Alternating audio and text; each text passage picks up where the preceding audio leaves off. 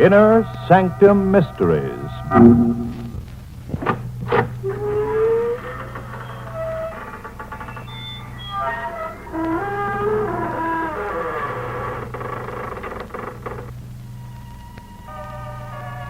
Good evening, friends of the creaking door.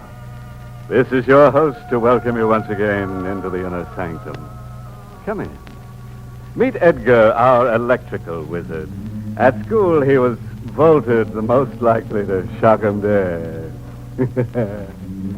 Edgar's wife was a dull dame, so he plugged her into a wall socket. Now you should see the way she sparkles. Yes, sir. Now she's the light of the party.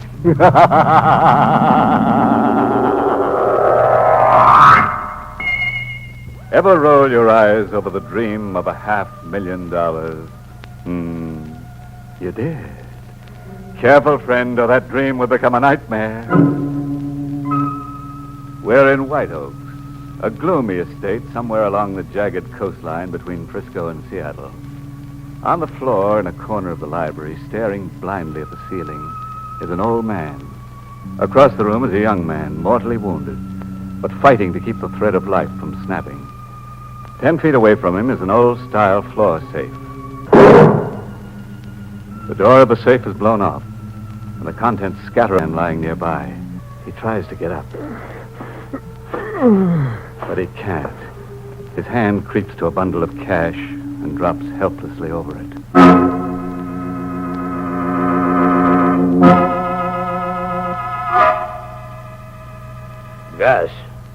Gus Miller. Yeah? Open your eyes. Come on, son. Show fight. Don't cash in yet. Who are you? Sheriff Ben Lomax, Gus. Gus? How'd you know my name? Went through your bags. You've been masquerading as Tom Reed. Yeah. Where am I? In the county hospital. You take a lot of killing, but next stop is the county morgue. Hooray for me. You wouldn't be busting with curiosity about me, Sheriff. You wouldn't be busting to talk, son. Guess I am, if you'll listen. That's what I'm here for. Gus Miller's my name. Check back on my pedigree and you'll find I've been a number more than I've been Gus Miller. As a kid, I went right out of an orphan's home into the big jail at San Quentin. Number 562317 was my name for 10 years. 562317. Every night before turning in, I swore that 562317 was how many bucks it would cost society to square accounts with me. Go on. I was a day out of the clink, laying around the Frisco docks, wondering where I could hustle a buck. Big liner had just come in out of the Pacific fog. One of those swank pleasure liners. I watched the passengers getting off. All dressed to kill, without a care in the world. Among them was Tom Reed, tricked out in a white sailing suit. My eyes kept wandering over them. The thought kept jabbing at me that here was a guy I could be if I played my cards right. We're about the same age and build, average-looking guys, except that Reed was a little pale around the gills. All Reed had on me was a bankroll. A U-Drive-It car rolled up, and Reed went to it. I went after him. What scheme I had in mind, I'm not clear on anymore. Yes, is there something you want? Hey, driving north? Looking for a ride, are you? Yeah, looking to get a hitch. Okay, hop in.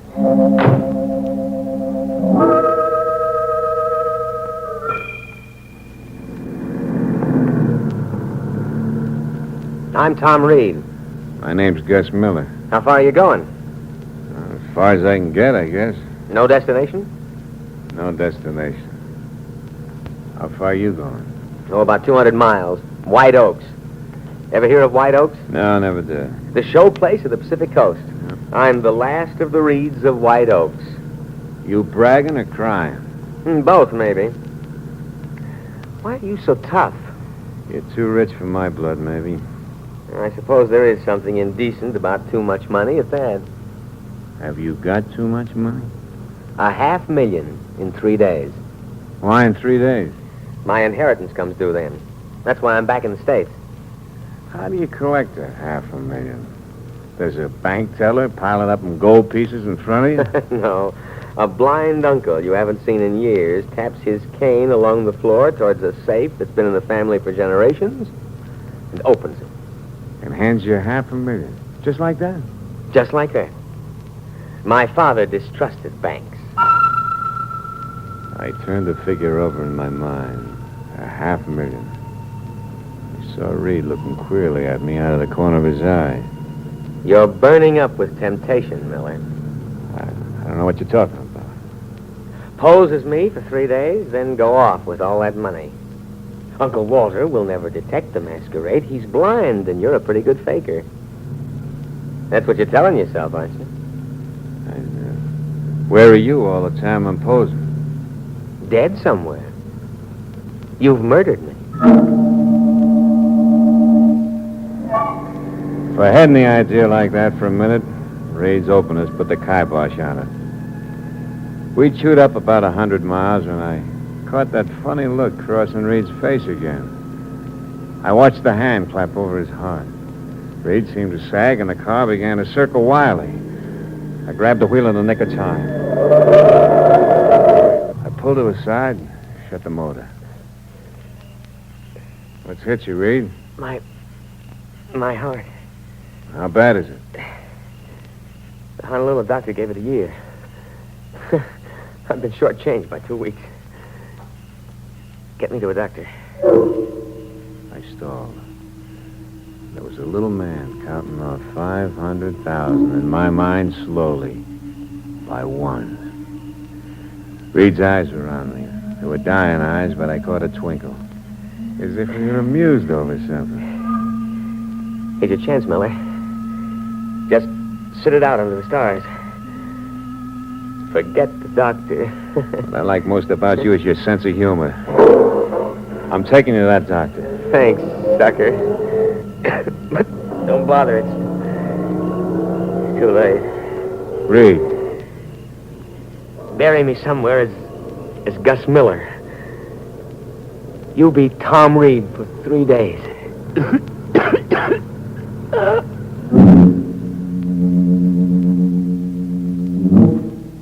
It was too late to play Boy Scout and race for the doctor. Reed was the deadest man in the world.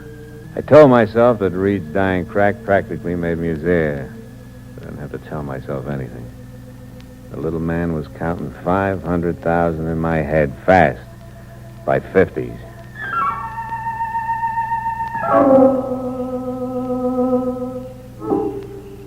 I found a natural lake about 5 miles up a side road.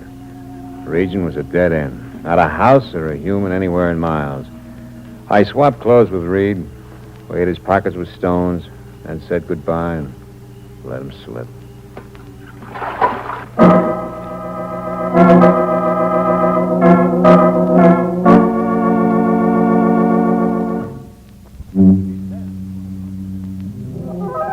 Well, our downtrodden hero is on the upgrade now.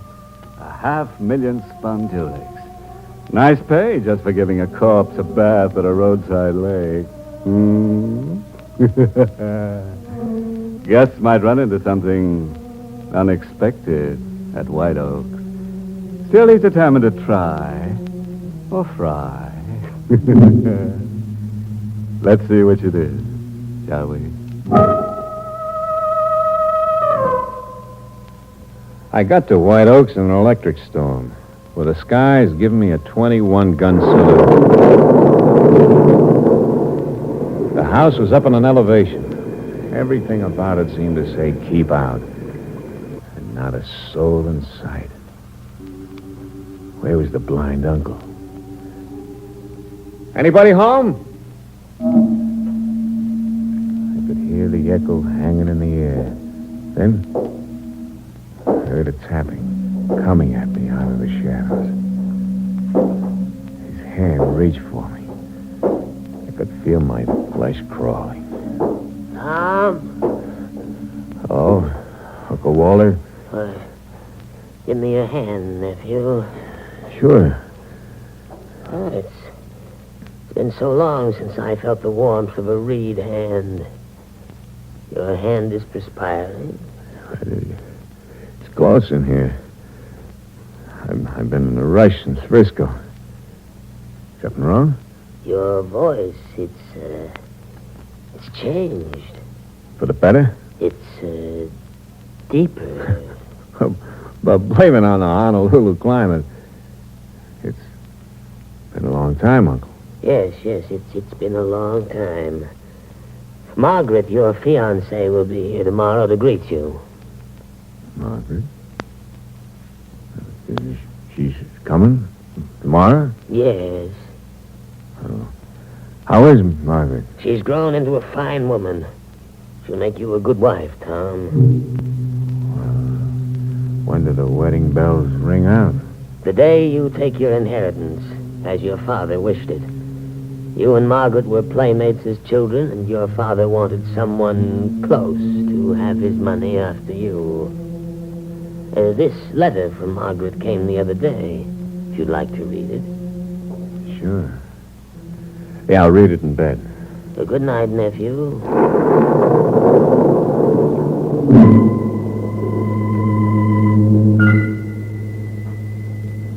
A bride went with the 500,000. I opened her letter. I needed a line on her. I read the opening paragraph again and again until it was whispering in my brain. I wonder how it will be meeting Tom again, Uncle Walter. We were practically infants the last time together. The questions that keep crowding my mind. What does he look like?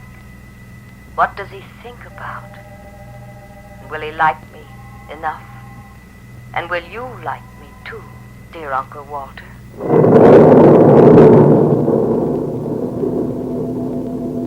I had all the line on her I needed. Margaret didn't know Tom Reed from Adam.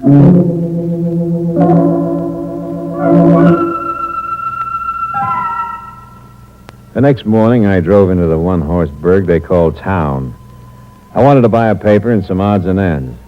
I left the general store when a fat little guy in a seaman's outfit who'd been hanging around inside followed me out. I started the car when he drifted over. You going to White Oaks, friend? Hey, sure. How'd you get?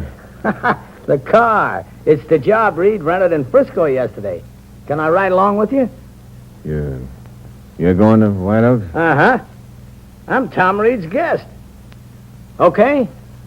Sure. Hop in.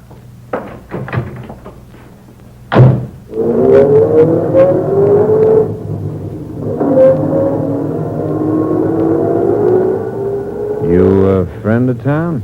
Well, kind of. I was purser on the ship he came over on. We hit it off, and I got invited to his wedding. What'd you do with Tom Reed, mister? I don't get you. I get you. You're playing at being Reed. You're wearing his clothes. You're driving his car. When you paid for some junk at the store, you flashed a wallet I remember seeing on Reed. But you needn't sweat. Maybe we can do business. For how much? Half, if you're just masquerading. All, if you killed him. I didn't kill him. A heart attack did it. I just ditched the body. Is it half? I'll let you know. What are you stopping for? Get hold of myself for a minute. Find my smokes here. This compartment. I thought you said smokes. This smokes. With all 6 bullets. Get out of the car. Start for the woods. Is that how you want it? That's the way it's got to be. All or nothing. No deals with a blackmailer.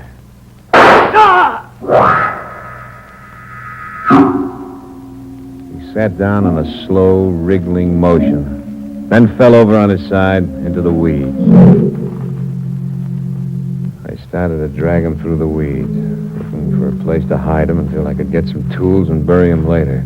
And suddenly, there was an auto horn back on the road, making like crazy. Some motorist unable to get past my parked car on a narrow road. I left Trace as he was and ran to the car. It was a girl in a snappy convertible. Move over. I can't get by. Sure. Were you hunting? Hunting? Why, yes, sir.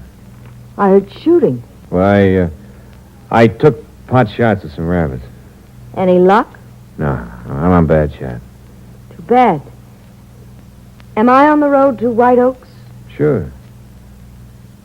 You wouldn't be Margaret. Yes. I'm Margaret. Hello. I'm Tom Reed. You're Tom Reed? Disappointed? Don't mind my staring.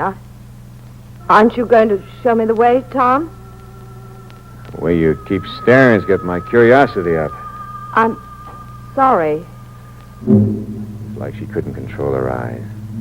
Keep 'em put. I followed the direction of his stare. And suddenly it hit me. Murder was written all over me. There was blood all over my clothes, from my shirt right down to my shoes. It was as if Tracy's corpse was standing beside me, telling it to the world. In those woods. You killed somebody in there. That's what those shots were. You killed Uncle Walter. And now you're talking crazy. A hobo stuck me up. I grabbed his gun and finished him. You don't believe me, huh? No. And you're not Tom Reed. You got a picture of him grown up, huh? Yes. Nice and frank and open, huh? Being that honest's gonna cost you something. Well, don't you scream or something? I'd rather do this. Stay exactly where you are. It's holding a gun in a maroon convertible. You know how to shoot it? Try me and see. Kid, I got to try you. Whether I like it or not, I gotta know. I'm shooting for a girl. My turn. Now.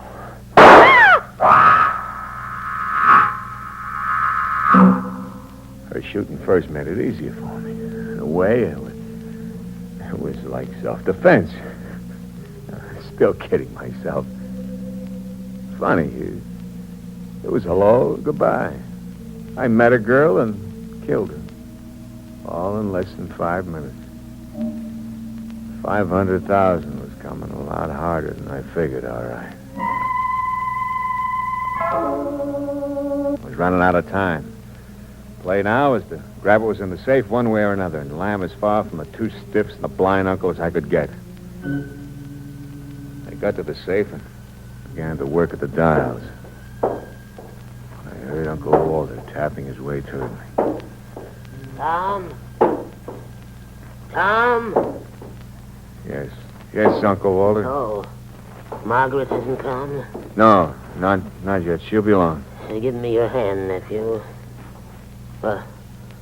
Where is it? Here. Well, what do you do? Read palms with your fingers? Yes, nephew. There are flecks of dirt on the palm. As if you've had your hands on the ground. That's not bad. You ought to be a detective. There's an odor. Smell of blood. Let go of my hand. What's wrong, I Tom? will skip that. Now listen carefully. I got a gun in my hand, pointing right at you.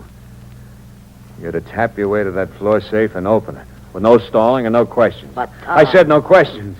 But I don't know the combination from memory. I said no stalling. If you listen, the combination is on a memorandum pad in the library desk. Get it. He tapped his way along the floor to the desk, stooped over a drawer, and stayed there in a crouch like a guy in a trench. There was a gun pointing in front of him. Are you crazy, old coot? What good's a gun gonna do? You're blind. You won't get a cent, imposter. He shot me with perfect marksmanship. like he could see right along with anybody. He'd aimed in the direction of my voice. I figured. I moved to a side quickly and emptied my gun.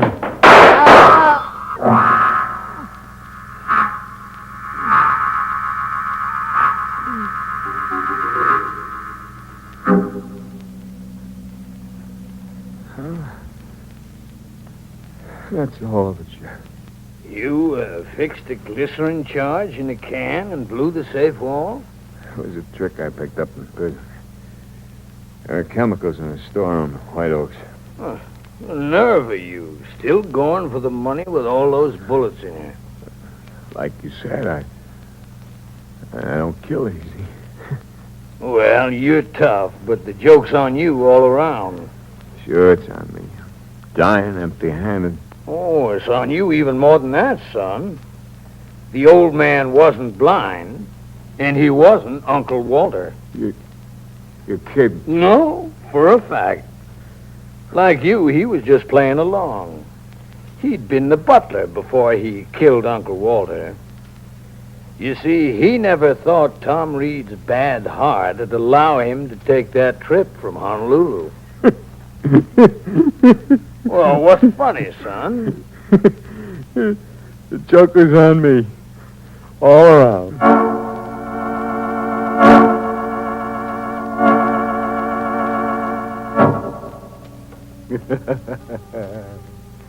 Funny twist, A young man plots his rise to fortune and then finds he can't even get up off his back. One barren blessing, though. He's got all the time now in the next world to count off that 500,000 in fractions. May he rust in peace.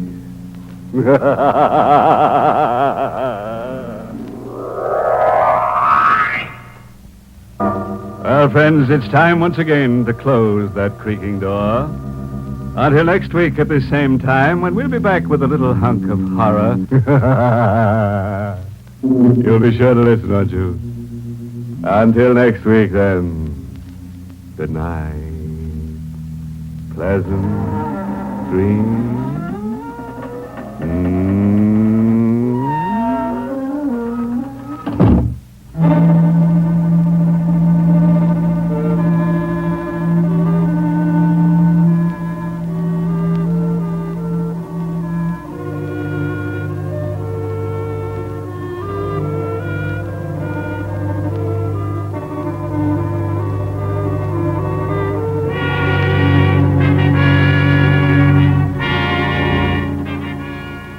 Inner Sanctum has come to you through the worldwide facilities of the United States Armed Forces Radio and Television Service.